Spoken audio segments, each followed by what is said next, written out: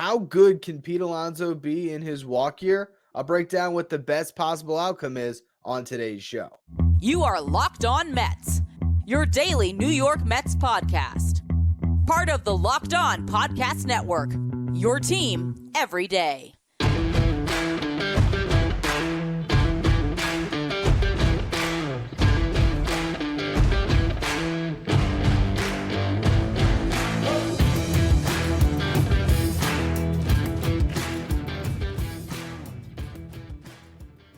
Hello to all you amazing Mets fans. You're watching Locked On Mets, part of the Locked On Podcast Network, your team every day. I'm your host, Ryan Finkelstein. If you want to find any of my work, follow me on X at Finkelstein Ryan. You can also find some of my writing at justbaseball.com, where I work as the managing editor. Today's episode is brought to you by Gametime. Download the Gametime app, create an account, and use the code Locked On for $20 off your first purchase. Right now, it appears like Pete Alonso is heading into a contract year. Now, those things could change if during spring training, Pete Alonso and Scott Boras meet with David Stearns and they express very serious interest to get a deal done and to get a deal done at a hometown discount. Maybe, just maybe, these two sides come together and surprise us with an extension. And that would be awesome if they did. But how often does Scott Boras come to a team and say, hey, we'll take a discount? Your answer is never on that. Pete Alonso would really have to be pushing this. And why would he? As much as he might want to remain a Met, he's making over $20 million in his last year of arbitration this year. There is no incentive anymore to sign an extension unless you're getting market value. And there's no reason for the Mets to give him market value until they watch him play this year. And also just have more information because you can see what your young players do. You can see who else is going to be in the market. There's a lot that can happen where the Mets can make a more informed decision about where they're going to park $200+ million. So I don't think that an extension gets done. I do believe we will get to see a Pete Alonso contract year. And a smile just comes to my face when I say, which I know sounds crazy because who wants Alonso to get to free agency? But at the same time, who doesn't want to see what this guy does when he's got $250 million on the line? And he can ball out and end up with a massive contract because of it. Can you fathom what Pete Alonso at his absolute best looks like? We saw it maybe a little bit, 2019. Cleared 50 home runs, had a slugging percentage of .580. It was awesome. It was a juice ball year. Then you see the other end of the spectrum last year. Worst season of his career. And I know some people will point to 2021. He had an .863 OPS in 2021. He had an .821 OPS last year. He had a 131 WRC plus in 2021. So he was 31% better than your league average hitter. Last year, 121. So 10% worse than that, 21% better than the league average. Last year, he only had 1 month in the entire season where he hit over 230. And that was in April when he hit 257. Every other month was below 230. Most of them were in the 220 range. And then in June last year, coming off that wrist injury that put him on the IL, he hit 152 with only 4 home runs. Despite having that awful of a month, Pete Alonso hit 46 home runs last season. He drove in 118. You look at his career per 162 stats, it's 45 home runs, 118 runs driven in per season. So he did match that really last year in the worst season of his career where he was inconsistent. But the guy is just a machine when it comes to hitting home runs. And even when he's not hitting for an average and not getting on base the clip that you like, he at least has the long ball and he's driving in runs. The fact that he doesn't strike out a ton, it just makes him a great RBI machine. Because we've seen him shorten up when he gets into a 2-strike count with runners on. We've seen him just get that sacrifice fly. Pete Alonso is so good as a run producer.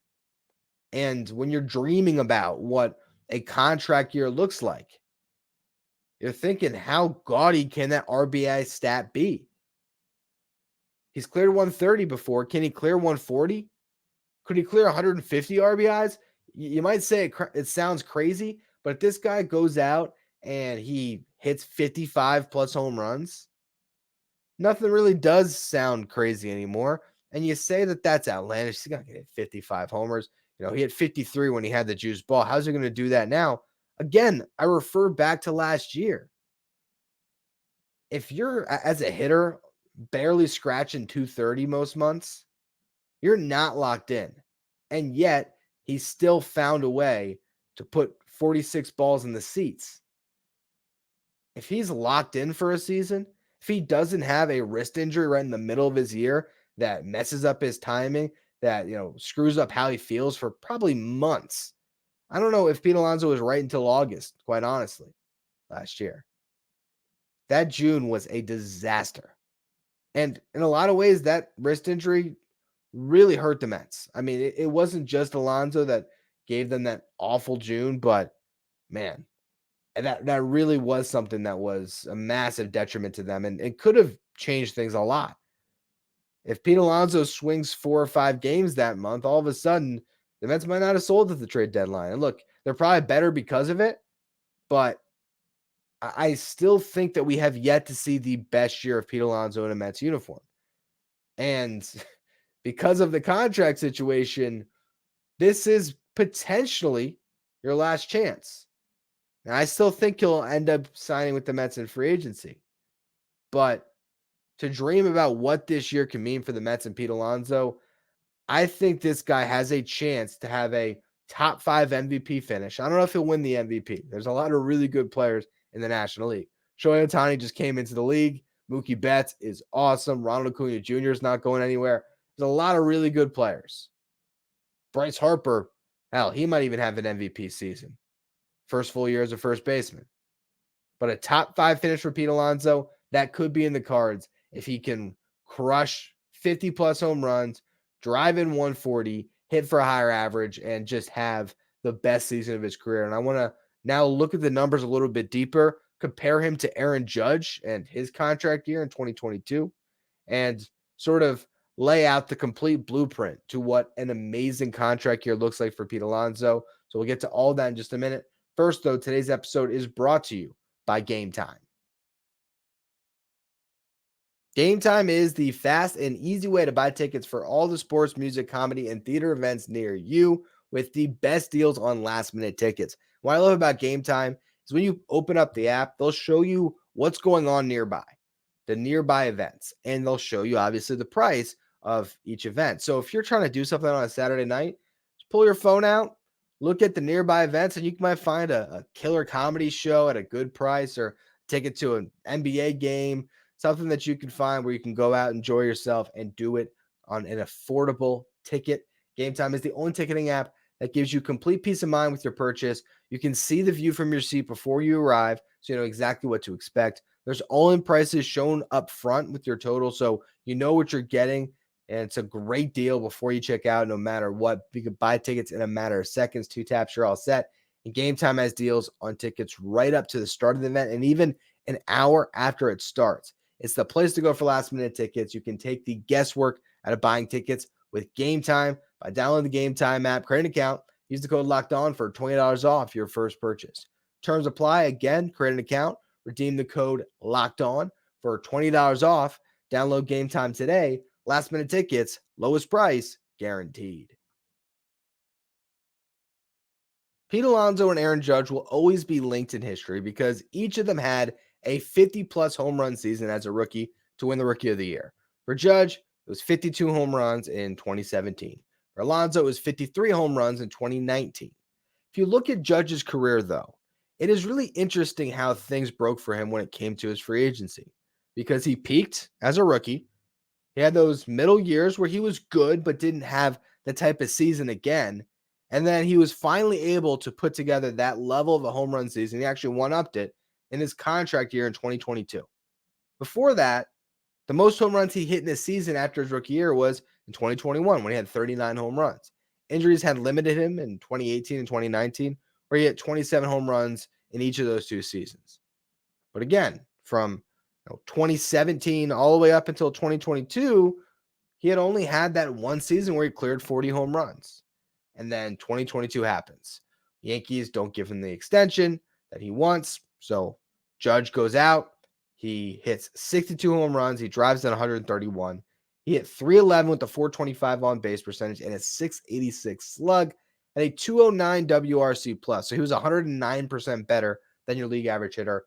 And his wins above replacement, according to F4, was 11.6. So he was more than 11 wins better than your replacement level player. Pete Alonso can't have a season that good. It's just not going to happen. When it comes to WAR alone, you're just not going to see it. Offensively, could he do something similar? Yes, but I mean, he's not going to hit 311. I wouldn't expect that. But the home runs can happen. You look at the home runs by month for Aaron Judge that season, there's nothing crazy that Alonso couldn't replicate. He had 6 home runs in April, so got off to a slow start. Then 12 in May, 11 in June, 13 in July, 9 in August, 11 in September. Pete Alonso has only had 1 month in his career where he's hit 11 home runs. That was in September of 2019. But he does have 6 double-digit home run months in his career. And he had 2 of them to start last season, 10 home runs apiece in April and May. So Pete Alonso is capable of putting up 10 home runs a month, and you're 6 months in a season, that gets you to 60. Now he's going to have a month where he sets a career high for a single calendar month.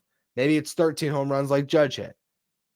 But if he does, that 1 month, and then he has 3 other months where he clears 10, right there you're looking at 43 home runs. And then what he does in those other 2 months would decide if he can pass up Aaron Judge by 1 again or even get to 60.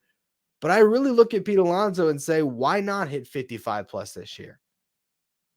I think he's good enough to do it again. Last year, to hit 46 in a season where you were never locked in, I just can't help but think that we have yet to see the best version of Pete Alonso in a Mets uniform. And this is the year to do it. Okay, it's the last chance potentially. If you look at Alonso's 80th percentile projection by Zips, which basically is the best projections that they have when they run, his numbers through that computer over and over again. You get the 80th percentile projections, the 20th percentile projections, and the 50th percentile projections are what they put out. So a boom season for Pete Alonso, according to Zips, is hitting 276 and getting on base at a 372 clip with a 580 slug. Pete Alonso hits 276. That's right in line with what he did in 2022, his career high for batting average of 271. Now, his career high on base percentage is 358, and that was in 2019. So he'd have to be walking more to get to that number. And if he was hitting home runs at this type of a rate that we're talking about, he probably would get walked a little bit more. So if he's hitting for that average, he's walking a bunch, and he's hitting all these home runs, this guy is going to be unstoppable in the middle of that lineup for the Mets.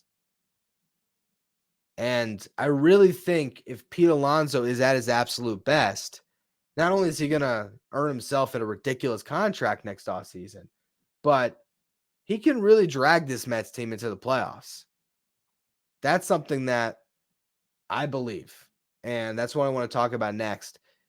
If we look at this Mets team and Pete Alonso can reach his absolute apex this year, how far could they conceivably go? So we'll get to that in just a minute. First, though, today's episode is brought to you by FanDuel. Happy Super Bowl Sunday to all who celebrate from FanDuel, America's #1 sportsbook. If you're like me, Super Bowl Sunday is all about scoring the best seat on the couch, grabbing some of your favorite football snacks, and placing some super bets. We like to bet on every prop from the coin toss to the length of the national anthem, or you just want to bet on, Patrick Mahomes hitting the over on his passing yards. FanDuel has you covered with so many different ways to end the season with a W or 2 Ws, maybe 3 Ws. Not only can you bet on who will win Super Bowl 58, but FanDuel also has bets for which players will score a touchdown, how many points will be scored, and so much more. New customers who join today will get $200 in bonus bets if your first bet of $5 or more wins. Visit FanDuel.com/lockedon to sign up. That's FanDuel.com/lockedon. FanDuel, an official sports betting partner of the NFL. Can Pete Alonso drag the Mets to the playoffs in 2024? My eyes, without a shadow of a doubt. Pete Alonso at his best is going to be hitting so many home runs and driving in so many runs. The Mets are just due to win a lot of games because of it. And I think the biggest part of it, too, is getting their bullpen in order.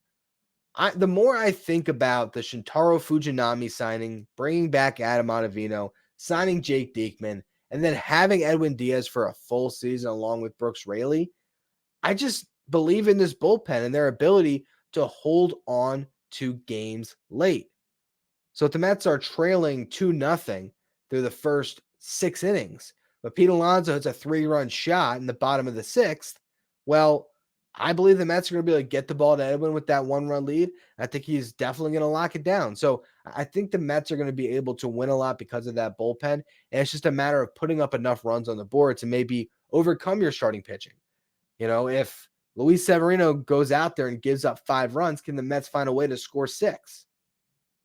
And I think if Pete Alonso is at his best, driving in runs like we've seen, where he can drive 6 runs in himself in a game, yeah, the Pete's.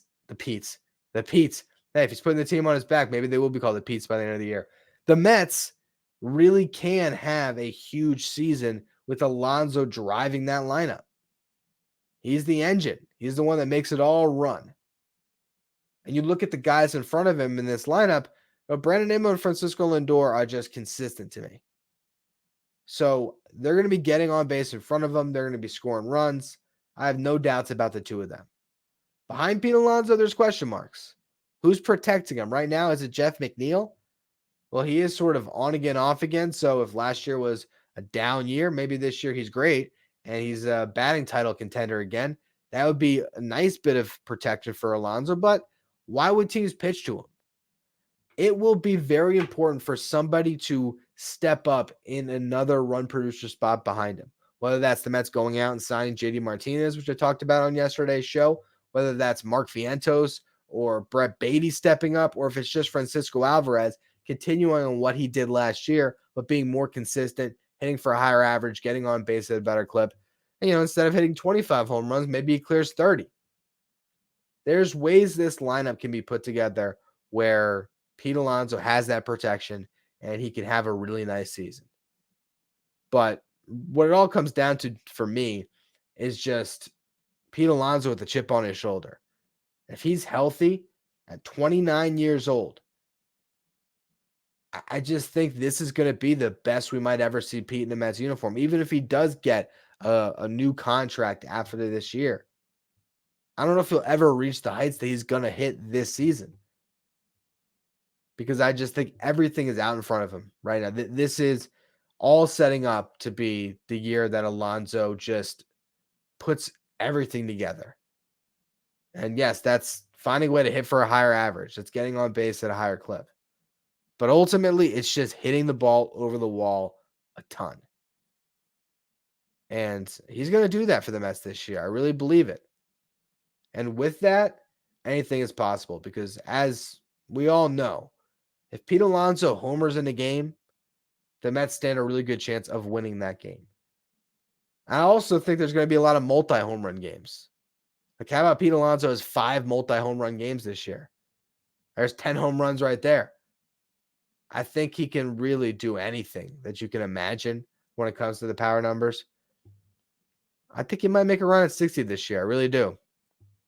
Contract years can produce the best out of guys. We saw Aaron Judge do it in 2022. Don't think Alonso's going to win the MVP, but he might finish in the top 5, and that alone could be enough to push the Mets into playoff contention. Anyway, that's going to be all for today's edition of Locked On Mets. On tomorrow's show, I want to talk about this next wave of Mets top prospects. That's Luis Angel Acuna, Jet Williams, and Drew Gilbert. And I'm going to ask the question, are they going to be better than this current wave of Mets top prospects in Beatty, Vientos, and Alvarez? You might think it's crazy to discuss, but I'll be breaking it all down tomorrow why it's an interesting conversation. So make sure you follow, rate, and review wherever you get your podcast. If you're watching on YouTube, hit that subscribe button. Trying to make a push to 8,000 subs before opening day. So appreciate all of you who subscribe. Make sure you follow me on Twitter at Finkelstein Ryan. Follow the show at Locked On Mets. Thank you for making Locked On Mets your first listen every day. Now for your second listen, head over to the first ever 24/7 streaming channel on YouTube covering everything in the world of sports. Of course, I'm talking about Locked On Sports Today with our local experts from each team and our league-wide experts from each league. Locked On Sports Today is streaming 24/7 on YouTube.